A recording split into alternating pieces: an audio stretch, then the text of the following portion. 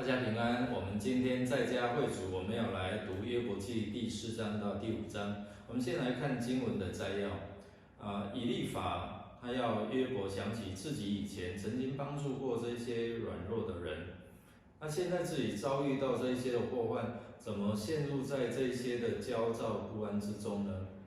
不是应该要敬畏上帝，行事纯正，才能够倚靠上帝得到盼望吗？第二，上帝是赏善罚恶的神，并且打击恶人的时候，他是强而有力的。第三点，我们看到自己透过灵异的经验，知道上帝比人公义，而人是会迅速毁坏消失哦。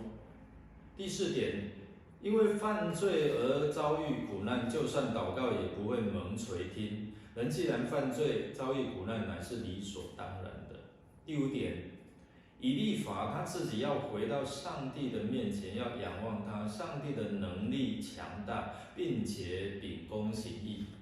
第六，鼓励约伯接受上帝的苦难管教，然而上帝才会重新赐福给他。我们来看经文如何在思考的运用。当约伯3个朋友听到约伯数度求死，并且质疑上帝为何存留他活着，只有被痛苦折磨，不再有意义的生命时，他们听不出约伯渴望从这3位好友获得的心声，以为约伯濒临这些沉沦的边缘，他们就积极的化同情的缄默为热情的劝慰。以利法是3位朋友当中最年长的，所以他就先开口了。他第一次对约伯的对谈可分为4方面来讨论。第一个就是责备他，第二个就是提出他的论证，第三，他开始教导他应该怎么做，第四，他提出他的忠告。以利法他极力来劝告约伯，在第7节说，人生在世必会遭受苦难，如同火星飞腾。它的意义就是，哪里有火，哪里就必有火星飞腾。照样的，人生在世遇到苦难，必有其原因呢，就是因为人犯罪得罪上帝，因此只要他悔改认罪，这一切的福都会重新赐给他。我们从约伯记的42章看到约伯记最后的快乐结局也是如此。因此我们知道这些的福的确是上帝乐意赏赐给我们的。然而约伯的苦难并不是因为他犯罪得罪上帝，所以这些劝告对约伯是无益的。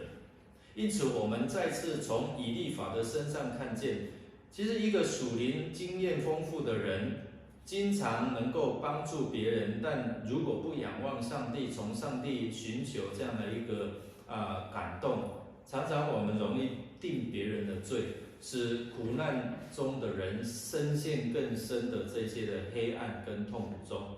那我们一起来思想以利法的言辞当中有哪一些见解是正确的呢？